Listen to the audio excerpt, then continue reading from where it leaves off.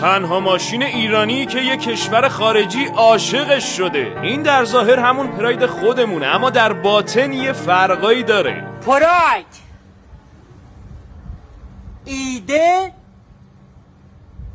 ریده. سال 2021 شرکت تونسی به اسم والیسکار یهو به سرش زده که به ایران بیاد و 2 تا پراید برداره و ببره تا ازش تولید کنه. این شرکت اون زمان پراید 111 و پراید وانت رو انتخاب کرده و خلاصه این ماشین شده محبوب دل مردم این کشور. چرا؟ چون اولا خیلی هزینه‌های نگهداریش پایین بوده، بعدش هم اصلا خراب نمی‌شده و از همه مهمتر ضعیف‌ترین قشر جامعه و دانشجوها و بچه‌ها هم ماشیندار می‌کرده. البته این ماشین از یه پیشرانه 1.3 لیتری ساخت ترکیه روش استفاده می‌کرده و این که اسمشو گذاشته والیس 216 و تا همین پارسال هم توی همین کشور تولید می‌شده تا اینکه سر و کله چینیا پیدا شده. حالا به نظرتون الان ماشین چینی سوارن توی سر خودشون نمیزنن؟